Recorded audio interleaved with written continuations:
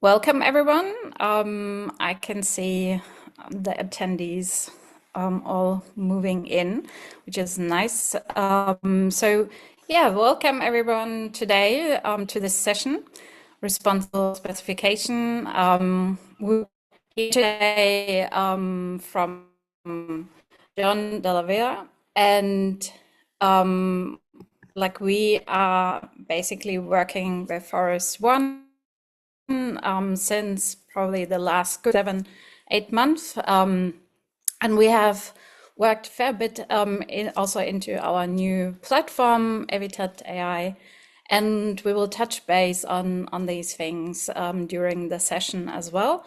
So I'm really happy to open up actually our new episodes around specification, materials, and technology, and how can we actually shift and move the dial towards action instead of just, for example, talking about it and finding actually, new ways to frame even the climate change discussion. So this is a very practical session to understand how, for example, materials are getting looked at, and how can we actually make better decisions during specifications, and why this all matters even as well. So before we jump into the session, I just want to put forward also 2, 3 things in terms of housekeeping. For example, I want to tell everyone you can ask during the session questions in the Q&A section. And Armin, my co-host, will be looking after this. He's more than welcome to jump in to put forward the questions, but we can also collect them and address at the end of it as well. And we have a short poll right at the end of the session with a few questions prepared as well. Other than that, I will do a quick acknowledgement of country and then we will dive in. So in the spirit of reconciliation, Evitat acknowledges the traditional custodians of country throughout Australia and their connections to land, sea and community. And we pay our respect to their elders, past and present, and extend that respect to all Aboriginal and Torres Strait Islanders people today. We are in particular here to listen and learn and build this future together. So John, I welcome you today. This is really an open conversation today, and I would maybe put this forward and hand it over to you to introduce yourself quickly to the audience. No problem. So John, obviously, the National Business Development Manager for ForestOne, Australia. So we're a national company that supplies a number of different products to the industry for both structural building and in particular interiors or fit outs. And the majority of our products are wood-based, and they're both sourced locally and from global suppliers. Fantastic. John, maybe we simply give a little bit of background why we are here today. So we have been presenting last year at Archibuild and had one of these conversations during the exhibition with ForestOne. ForestOne have then decided to join us along that way, and it was a really interesting and quite close relationship to develop also specific solutions, in particular for suppliers within the Evitat platform. But again, I will touch base on this along the way. Today, it's really about jumping into the details around the materials ForestOne offers. And we have onboarded EGA, and today's session will be particularly looking at the EGA range. So, first question, John, from your perspective, what does responsible specification means today? In particular, when we're looking beyond compliance, and what does the moment of decision carry, and why does it carry actually that weight, in particular when teams are specifying? So I'll probably start with the that. One thing when we talk to the A&D or architecture design market, is that the decisions really start right at the beginning with their client and the brief. The reason for that is to engineer a sustainable outcome for any project, and in this case, we're talking probably more products for interiors. It has to be designed and nutted out, and the actual goal has to be met right at the design brief. So when the customer then, or the client then says, yes, that's what we want, the client needs to know that the design team has actually achieved the goals that have been set as part of the brief. Because the problem is, even when it gets to documentation stage, so even when an Evitat and that kicks in, if you haven't got all that information in place or those selections made, it's too late, because achieving that goal won't happen. But that's why, having, databases where you can actually find that information that's transparent, and that's the big thing. So you put all the compliance and all the rest and the data in, but having transparency is the key to all of this. And no matter what the market does, there is no perfect company. So transparency is the big key, is making sure that companies are transparent with the good stuff and also the not so good stuff, but also what are they doing to improve? And some of those improvements will be massive because technology or something kicks in, but some of those improvements will be incremental because there's only so many bits they can change till they get to that point where they can extract the maximum benefit. So, when we talk about supply chain, we don't just have the product, carbon footprint, for example. We've got things like chain of custody, modern slavery. Excuse me. How is the designer designing the project? Are they looking to engineer as much as we want to sell product, design it so they're using the least amount of product in those designs? Are they designing so the space and the fit out is modular? Are they designing it so that it can be deconstructed at end of life? So one of the things we always say, or we always mention, is that when you're looking at product, can it be reused, repaired, or recycled at end of life? Because you should be able to go through all those areas with all the compliance and all the other stuff, and be able to have that as part of your design brief. Absolutely. So it's really actually about telling the story about the product and the company who is producing that product and how it's distributed. And I think there's something to learn by doing it and giving that transparency. We are also shifting actually, or bringing, for example, the complexity, removing some of that complexity, I would say, and then bringing actually the actions right upstream. And that's probably that big opportunity for the design industry, really to understand that not just as a weight burden, but really to emphasize on this is an opportunity. It's an opportunity also to tap as a business, to make that your business model even. And with that, it becomes also an opportunity to, for example, create new client arguments to put this forward.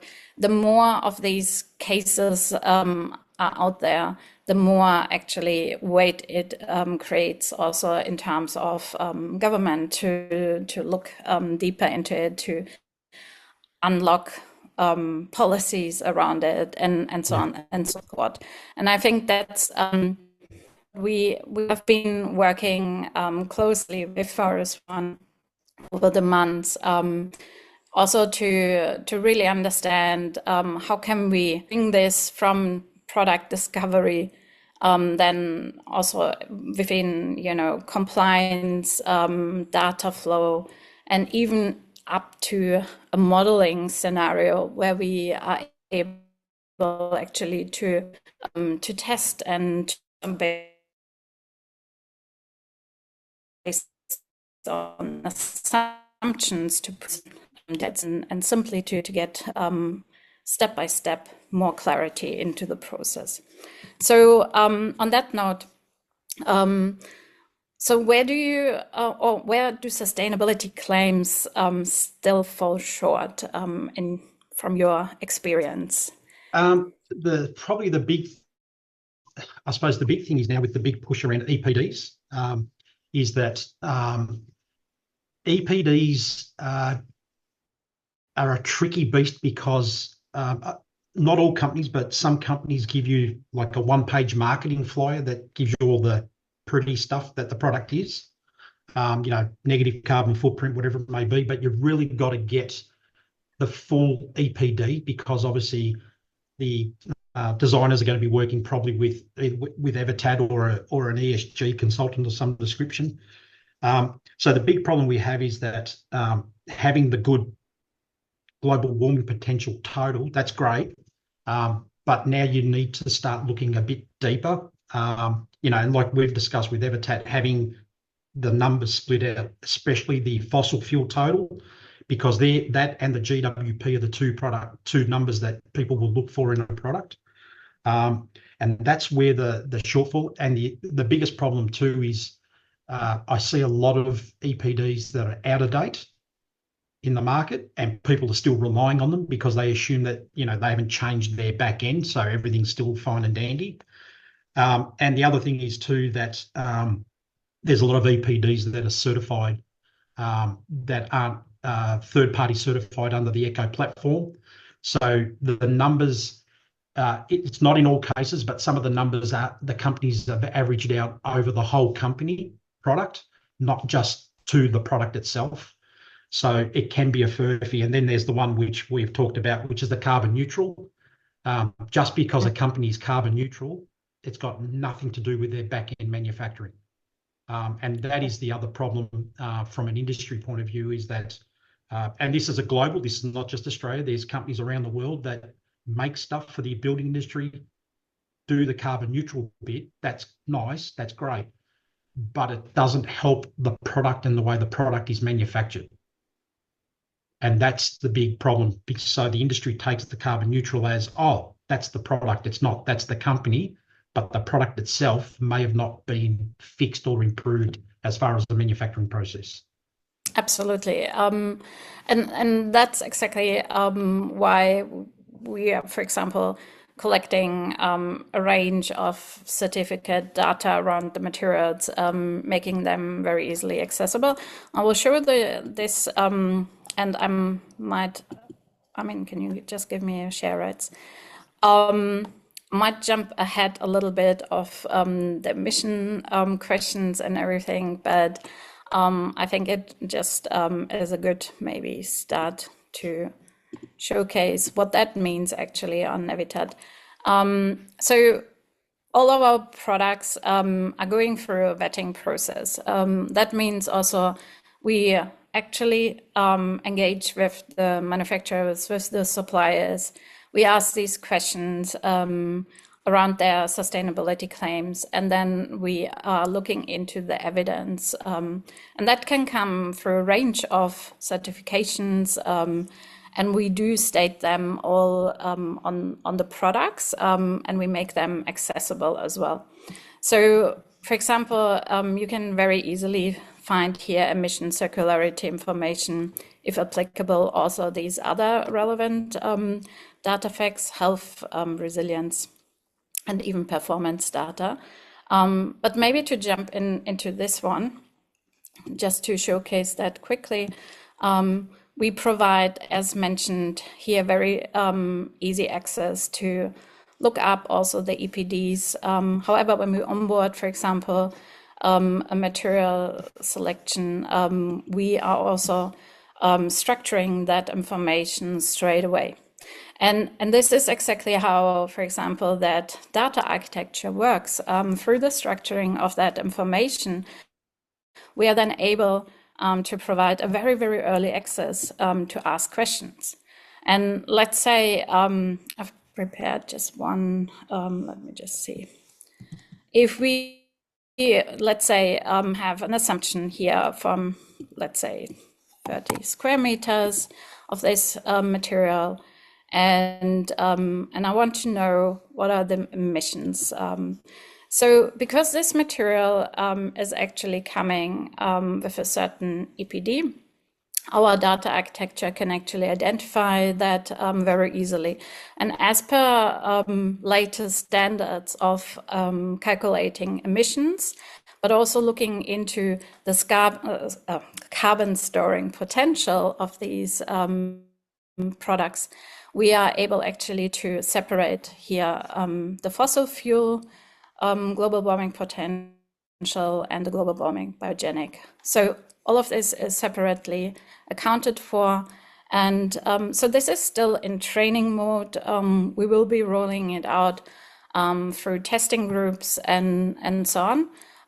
But this is exactly how we want to move. And then offering, the next step will be offering, for example, submission readiness for Green Star.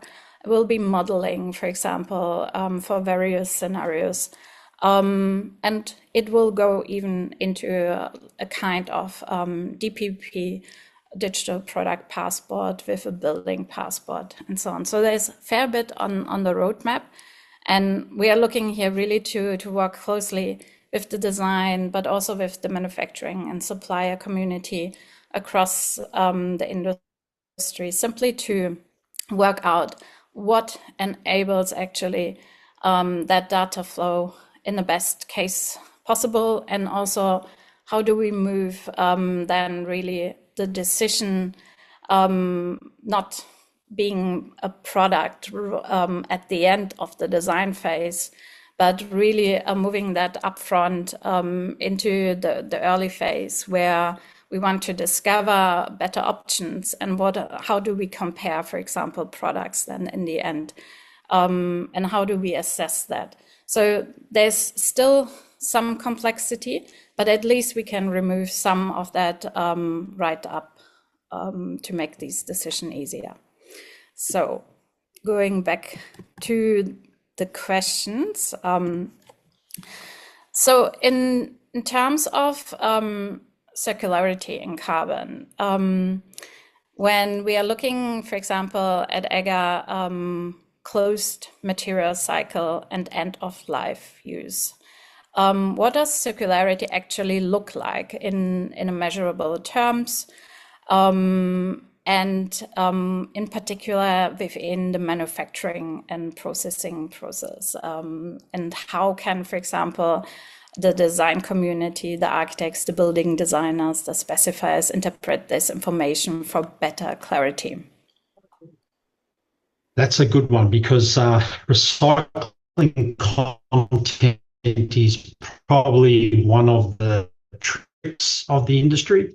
Because recycling actually has virtually two forms. There's what we typically know as post-consumer. So the product's gone out in the world, it's had a life, table, chair, joinery, whatever it may be, walls, and then it goes out and gets recycled, like what we do at home with our recycling bins. You know, we use a container, we stick it in the plastics or the cardboard recycling bin, and that goes off and has another life. The problem is, in the building industry, there's a lot of talk around recycling, but there's no denotion on what makes that recycling up, whether it's post-consumer product or post-industrial product. Now, both are good. Obviously, post-consumer is better because, you know, we're not putting stuff in the landfill, but the same with post-industrial. A lot of post-industrial waste ends up in landfill, not into another industry or the same industry. So we've got to... So Australia's actually not great at it. So there was a Corio GBCA report last year where Australia only recycles roughly around 4.6% of their waste. So Australia's got a long way to go compared to other countries. So in Europe, for example, where EGA is, in Austria and Germany, EGA is fortunate. They've got their own recycling business. They recycle product. But on top of that, we've also got to start looking at the products that we use, because in Australia, there are even products we can't recycle. And we've got to get better at not selecting those products. So again, it's not about getting rid of the product totally out of the industry. It's just saying, don't use it for everything. Use it for the bits you need to use it for. So we go to Europe, for example. Well, Oceania, we still use MDF virtually for everything. And there's only 2 commercial recycling plants in the world for MDF. One's in Portugal and the other one's in Paris or in France. So unless we're willing to send all our MDF to those two countries, do we need to use MDF for everything? Why can't we use particle board or other products like OSB or plywood, depending on the application, just to think a bit different? Because in Australia, there's around about 115 tonnes per annum of building waste put in the landfill. Now, and about 30% of that is office furniture from an interiors point of view. Why do we put so much into landfill? And we only recycle 4.6% of that. So we've got to get better at what we do. So that's from a commercial fit outs point of view. Then we put on top of that, concrete. For the amount of steel we recycle, we don't recycle all of it. So we've got to get better at that process. So the question becomes yes, having the product with recycled content in it, great. But again, it goes back to my previous statement: reuse, repair, recycle. So if I can't reuse it and I can't repair it, then can I recycle it at end of life? Now, in Australia, unlike EGA, where they've got the facilities themselves, there are companies that recycle wood fibre from construction sites or fabricators. So make sure that the products you choose are available in those type of products that can be recycled, either at the fabricator level or at end of life of the project. So we've just got to get better with that sort of selection process. Absolutely. The big opportunity through the lens of circularity is really to make these closed loops and like enabling them, and that comes also through the lens of understanding actually how is it possible, like what does end of life and reuse actually mean in that terms. And of course, there's some like companies who have discovered this already as a point of difference, as a business opportunity. And then we have actually those ones who are just doing basically the one-off recycling, which is just cutting it short. And we really need to put weight towards the right method and methodology. So how should designers and specifiers interpret, for example, recycled content percentages and renewable resource in real project terms? So interpreting recycled content is asking the detail behind the recycled content. So, you get a number of 90%. Yeah, what's the breakdown? So where's the 90% coming from? Whether it's post-industrial or post-consumer. So with an EPD, even a HPD, HD, a health declaration or a product declaration, I should say, that will give you the breakdown of. So if you talk about wood products and a panel like chipboard or MDF, it'll give you the breakdown of raw material coming from a forest versus the raw material coming out of those other places. Same with steel, aluminium. You'll get those breakdowns based on the recycled content.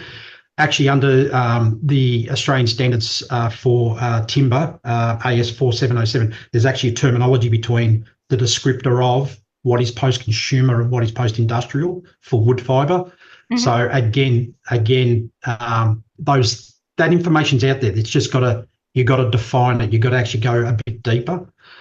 The big thing is with the choices is, if you look at fit outs, sometimes is the product pretty? Does it do the design bit, or is it a functional option?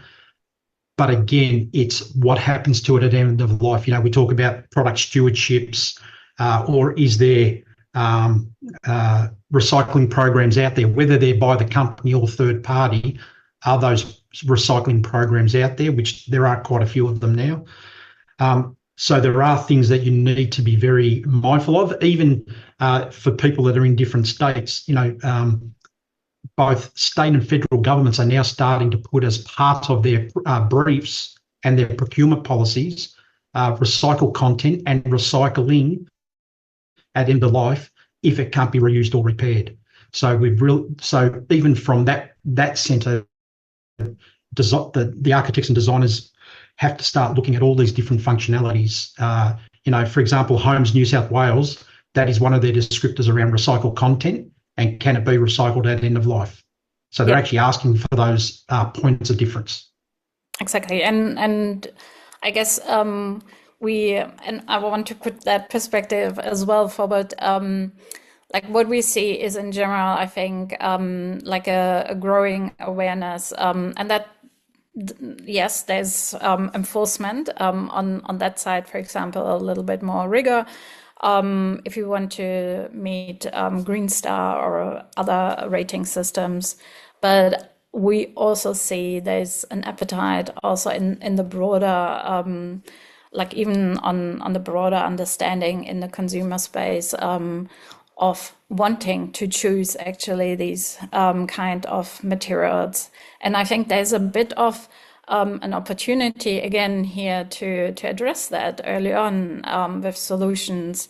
And usually this is fairly complex. It requires a lot of research and putting that together.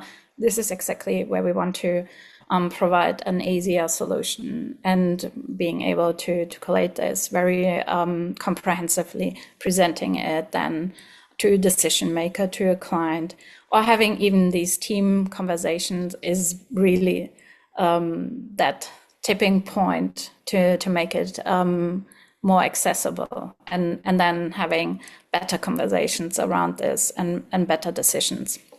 Sonja, yeah. I have a couple questions here to this. Yep. So one question is, will the Evitat leverage new circularity standards and tools like the CTI and MCI? So the CTI stands for Circular Transition Indicator and Material Circularity Indicator, that measure circularity. What's your thought on that? Yeah, I think that's a great question, and I agree.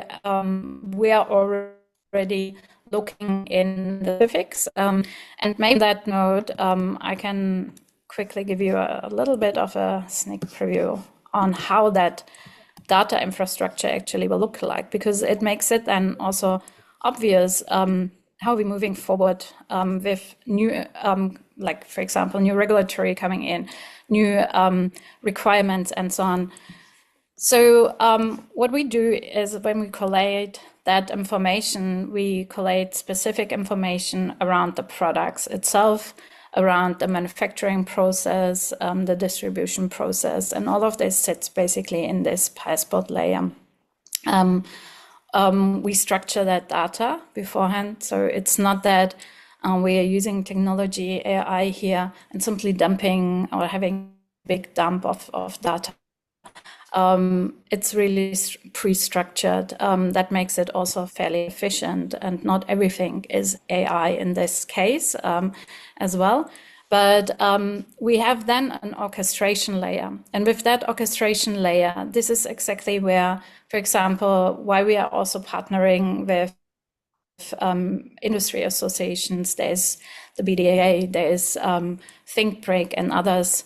And these associations and organizations are then also contributing, for example, to roadmaps, to where are, for example, that segment of the market moving, and we can contribute to these layers on information. And similar, for example, then also on circularity, all of this can be added and then pretty much as per, I would say, building type, be unlocked or added to the specifics. So if we are looking then from the orchestration layer, it moves into decision layer. And this is a little bit the architecture, how it will be rolling out in the next couple of weeks. And what does it mean? For example, and these are just examples. Decarbonization can be, for example, run through a quick assessment. You can establish upfront embodied carbon assessments and simply see where do we sit with a certain solution, what can we maybe discover or work through even more deeper. And that goes along health, well-being, performance, resilience, decarbonization also includes, of course, circularity. And that will be part of the platform specifics as well. Any Sonja, other question? one additional question. So to the decarbonization, so does the Evitat tool calculate emissions from freight, so that specifiers can weigh up local versus import options? Yeah, that's also a brilliant question. We are looking into this to have a specific freight option, and so that we can account for this will be in particular relevant for that building passport, where the whole of emissions, for example, will be playing a significant role, and whole of life LCA as well. At that point, again, we will have a solution for this. At the moment, we are working also with, for example, manufacturers and suppliers on looking deeper also around their supply chain. For example, making it very clear, where is it manufactured? And there will be specifics around this. For example, you can then compare maybe to the national databases as well. So yes.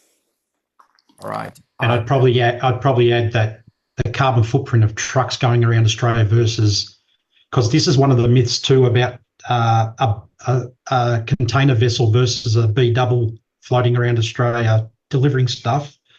Because Australia is so big, sometimes you actually find, depending on where the manufacturer and supply chain is, bringing a container in from the other side of the planet is actually better from a carbon footprint point of view than shipping stuff from Melbourne to Sydney or Melbourne to Brisbane.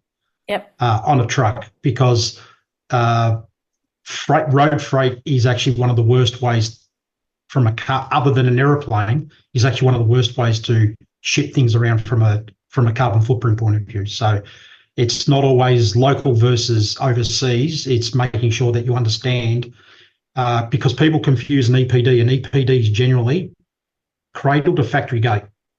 It's the rest of the way that's the problem. Absolutely, exactly. Yeah.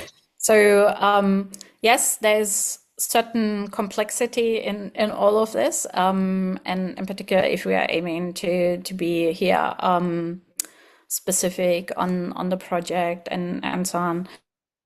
But I want also to simply point out, start somewhere. Start with upfront emissions. Do this as a standard practice, and that will already surface the ambition in these projects, and leverages also on opportunities down the track to actually put out, for example, through finance, through insurance, signals into the market.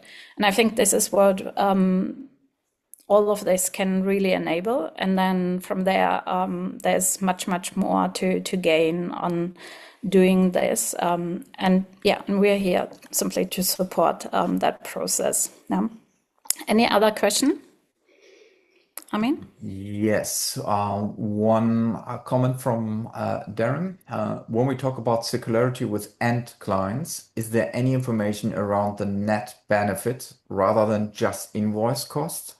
Feels like in commercial project, value management is a process on majority of projects, and initial specification are always at risk through this project.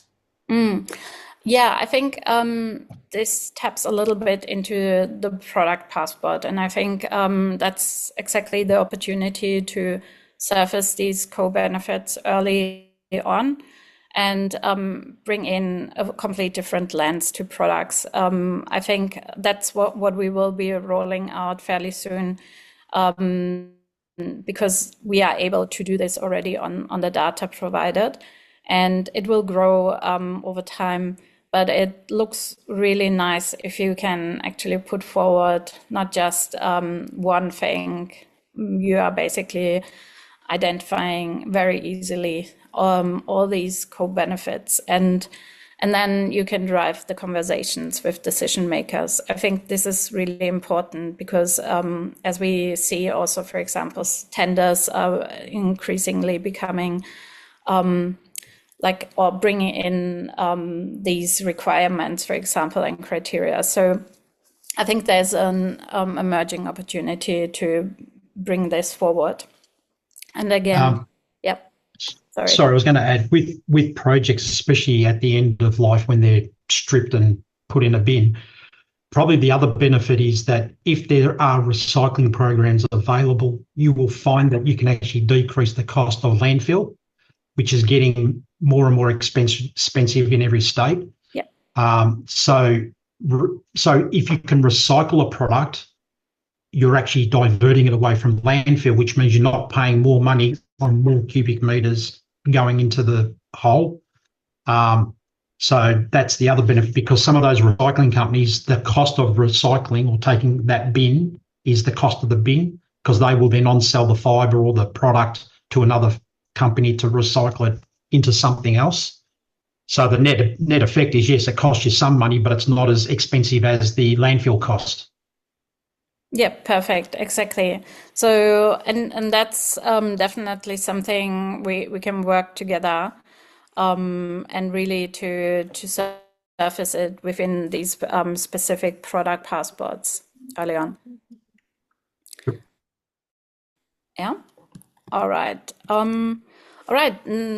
There's, of course, another really big area in its health, in particular around the agar products. John, tell us a little bit, for example, why is indoor air quality becoming non-negotiable across, I would say, not just residential, but particularly also when we're looking at projects around education, early education, and even in the commercial sector, Yeah, look, indoor air quality is an interesting one, because obviously we all know, the paint industry had to change with VOCs early on, and flooring and so forth. We've still got work to do in certain areas.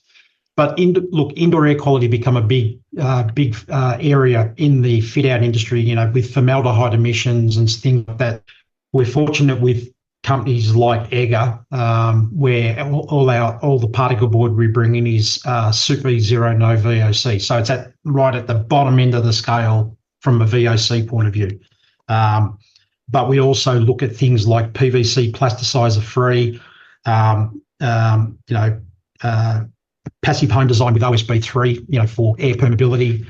But what we're finding is, especially since COVID, is that those requirements have grown for indoor air quality, because it helps with, viral spread, VOC, because of all the respiratory issues, especially in Victoria, where we have a high asthma rate. So anything that's off-gassing can be allergic to those people. So we're actually seeing more and more emphasis around the quality of the indoor, and that's obviously, bringing fresh air into the space and not having just air circulating through air conditioners. You're actually bringing in fresh air from the outside. So we're seeing that transparency around the type of products that are asked for or used, or have you got a product that is better than what's available on the market from those points of view. But we're seeing that through Green Star, we see that through Wells, and we see it through the Living Building Challenge as well. And then you put on top of that, we see public spaces like education, like healthcare, are really asking more and more for that indoor air quality requirement as part of the designs. Absolutely. Excuse me. I think health is we have had these signals in previous webinars and also in our presentations, one-on-one presentations. Health is a really big driver of decisions as well.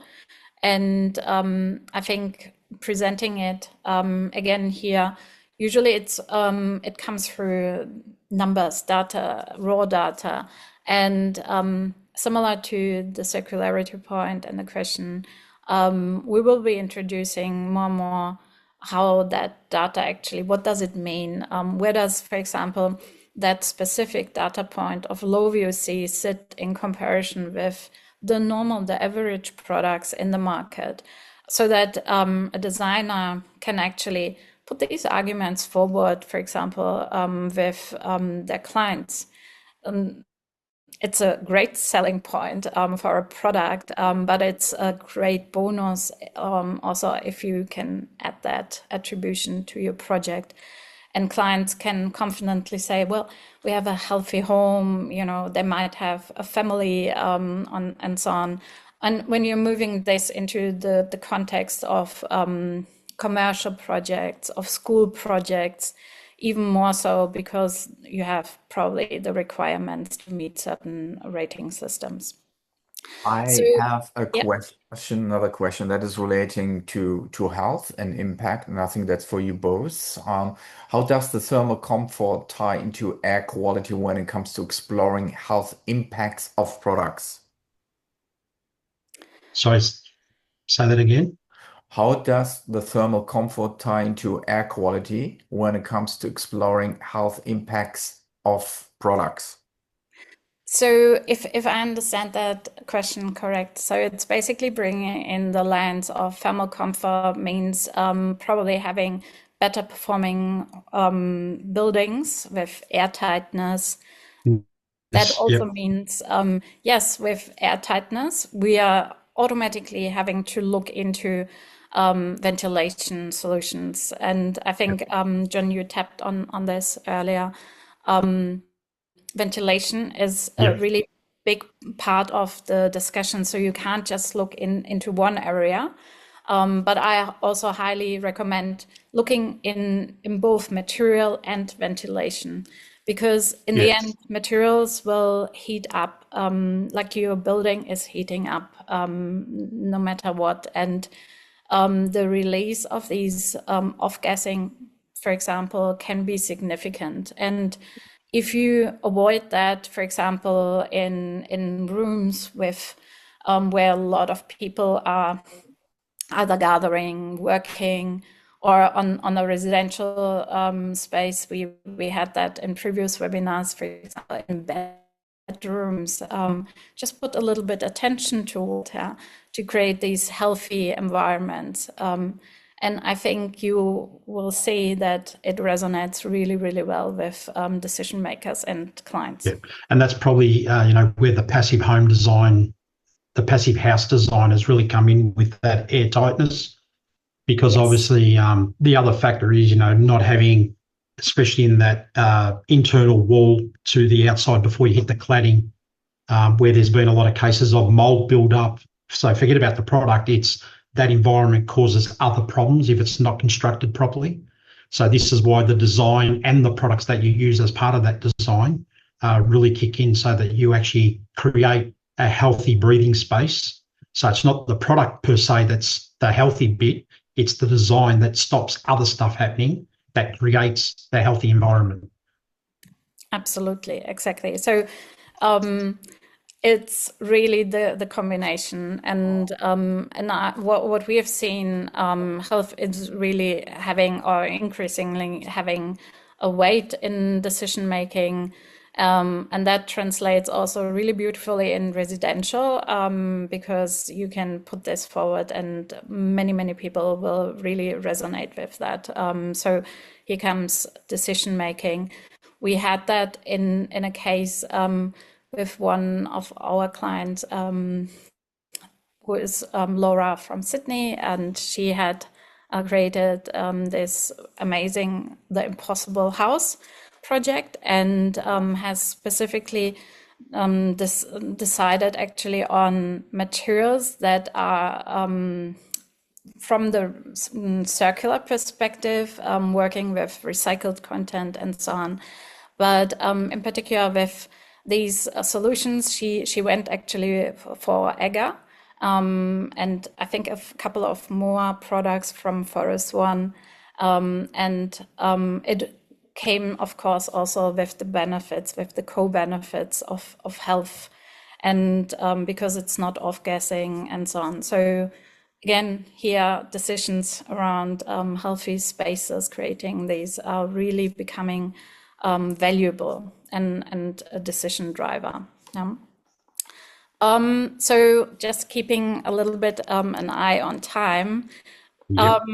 I think let's move a little bit around ForestOne itself. So, what does responsibility mean as a or at the distributor level? And how is ForestOne's roadmap evolving in terms of decarbonization, circularity over the coming years? Oh, that's trick question. I would say there's not a roadmap per se, but it's about evolving. So, the business quite a few years ago changed all their company cars, for example, to hybrids because some of the guys do a lot of kilometres, especially in the regional areas. And we've also done that with our trucks, our smaller trucks, where we've gone to hybrids as opposed to full-on diesel to reduce those carbon footprints. We've done what a lot of companies do. We've done solar panels on all our warehousing and our manufacturing site out at Vanilla. So, we've done all those usual things that companies try to do to get things going. Our biggest thing is part of our supply chain is making sure that we vet the suppliers on multiple levels before we start dealing with them. We've even gone through our existing, put Egger to one side, we've even gone through our existing supply chain, and some of our overseas companies, we've had to go and look for alternative supply chains because they didn't meet, some of the minimum requirements that we need. So decarbonisation and circularity is a lot of different things because not everything's going to be just purely around those 2 points. It's about how do we make the business sustainable overall. But it's always evolving. Unfortunately, there's no magic silver bullet that's going to fix everything. Again, this is what I go back to earlier, is that it's about being transparent. And yes, there'll be good stuff. Yep, there'll be not so good stuff. It's about how do we keep getting better. Beautifully said. I think here probably I would be really interested. It's just shifting along in terms of the Scope 3 reporting for climate and sustainability, Yep. mandatory reporting. But I'm assuming that will have also like a trickle down kind of effect. That means you basically need to We're already there. cross-check with your supply chain. You need to Yeah. get that information. Yep. And I think this is showing that no one can actually remain in a isolated bubble. It's going to affect every single company within the project's scope. Yeah. With the taxonomy laws, the interesting thing is with the group 1, 2, and 3, the smaller companies that still fall outside of that, if they want to deal with all these larger companies, they're still going to have to do something to be able to supply to them, because that's the interesting thing in our world, being in that residential building side, but also that commercial space, is that these companies, if they want to deal in those areas, they're going to have to be able to supply something, because those companies that they're dealing with are big and they have to report on those metrics. So yeah, it is going to be interesting to see how the world changes in the coming 12 months, 2 years on those fronts. Absolutely. And that said, also, if you are manufacturing here, for example, in Australia, you're interested in entering the EU market or something, these rigorous compliance and regulations there will require vice versa, also fair bit on transparency and traceability. And then it becomes basically a no-brainer to continue that and have things in place. But we will touch on this in another webinar as well. I think let me just quickly see. We are pretty much at the end of the time.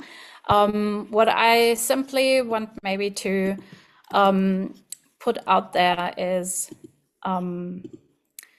really, if you are a designer, if you are supplier, manufacturer, and you're interested to hear more about what we're doing on Evitat, how we're working with companies like ForestOne, for example, together to surface these stories around the materials, around the products, their traceability, but also simply how these companies are moving also along the way.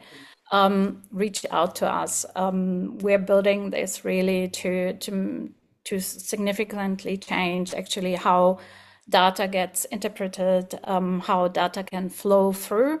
And it's, I think, really significant because these things are currently the biggest barriers. It's too complex, it's too much work involved.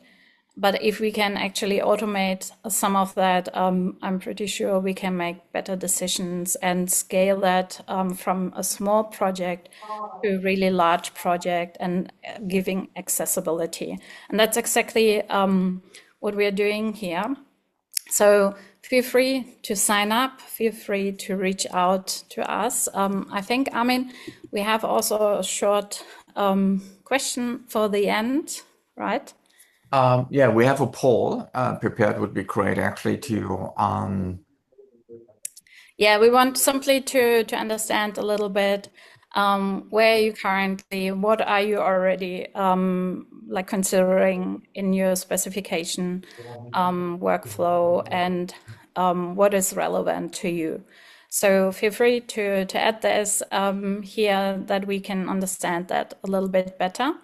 But other than that, it was a pleasure, John, to have you here today. Thank you. And to bring a little bit the story from ForestOne, also alongside of the products you're representing here in the Australian market.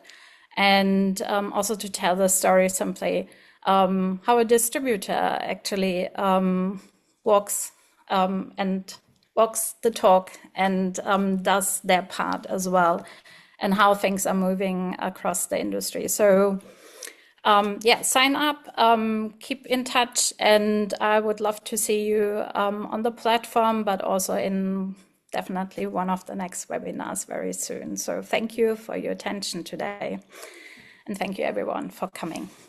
Thank you, everyone. Thank you, John, for sharing the story of ForestOne and Edgar. It was a great pleasure. And we will send out a recording soon as well. Thank you. Thank you. See you soon. Bye. Bye.